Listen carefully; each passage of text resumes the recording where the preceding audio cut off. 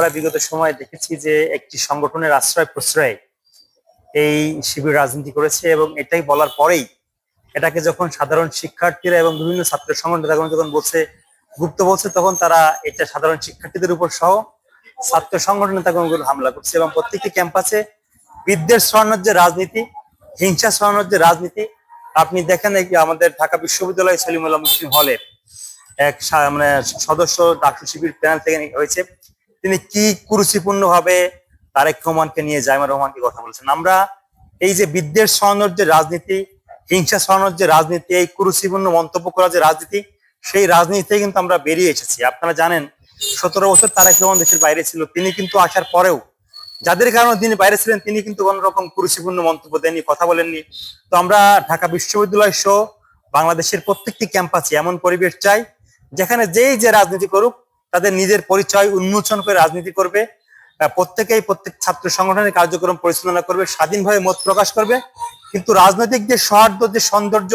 কথা বলার যে সৌন্দর্য, সামাজিক যোগাযোগ মাধ্যমে বিদ্বেষ না ছড়ানোর যে সৌন্দর্য, আমরা মনে করি প্রত্যেকটি ছাত্র সংগঠনের নেতাকর্মীরা এই বিষয়টি বিবেচনা করে সামনের দিনে ছাত্র রাজনীতি পরিচালনা করলেই সেই ছাত্র রাজনীতি হবে সুন্দর রাজনীতি, মার্জিত রাজনীতি এবং ভদ্র রাজনীতি। আমরা সকল এই গুপ্ত সহ সকল ছাত্র সংগঠনের প্রতি আমাদের আহ্বান থাকবে নিজেদেরকে সুন্দরভাবে সুচারুভাবে পরিচালনা করার জন্য, নিজের পরিচয় উন্মুক্ত করে কোনো প্রকার সামাজিক যোগাযোগ মাধ্যমে বিদ্বেষপূর্ণ বক্তব্য না দিয়ে, হানাহানিমূলক বক্তব্য না নিয়ে, কুরুচিপূর্ণ বক্তব্য না দিয়ে প্রত্যেকেই তার আদর্শিক রাজনীতি করলে তখনই ক্যাম্পাস সুন্দরভাবে পরিচালিত হবে, তখনই ক্যাম্পাস ছাত্র রাজনীতি সহ সার্বিক পরিস্থিতি সুন্দর এবং মার্জিত হবে। আমরা সেই প্রত্যাশা রাখি। আমরা মনে করি সবাইকে আহ্বান জানাবো সকল প্রকার হানাহানি বিদ্বেষ ভুলে দিয়ে সুন্দর ক্যাম্পাস, সুন্দর বাংলাদেশ বিনির্মাণ করার জন্য এই যে সামাজিক যোগাযোগ মাধ্যম সহ বিভিন্ন বক্তব্যে, কথায়, আচার আচরণে বিরোধী দলের প্রতি যে সহমর্মিত থাকা দরকার, সহনশীলতা থাকা দরকার,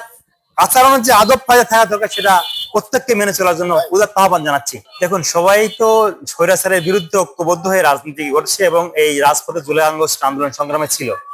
কিন্তু সকলের আন্দোলন সংগ্রামকে যখন আপনি আপনার একক পুঁজি হিসেবে দাবি করবেন তখন কিন্তু আপনার সাথে কেউ থাকবে না। আমরা এই জুলাই আগস্ট সবাই আন্দোলন সংগ্রাম করেছে, কিন্তু আমরা দেখেছি একক ছাত্র সংগঠন হিসেবে, একক ব্যক্তি হিসাবে, একক দল হিসেবে দাবি করছেন সেই আওয়ামী লীগের মুক্তিযুদ্ধের মতো। আমরা মনে করি জুলাই আগস্ট আন্দোলন সংগ্রাম সকল দলের, সকল মতের, সকল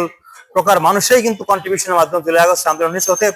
জুলাইটা সকলের, আমরা সকলকে ধারণ করব এবং জুলাইয়ের যে স্পিড ছিল সেই ঐক্যবদ্ধ স্পিড নিয়ে আগামীর বাংলাদেশ এগিয়ে যাবে, আমরা সেই প্রত্যাশা রাখি।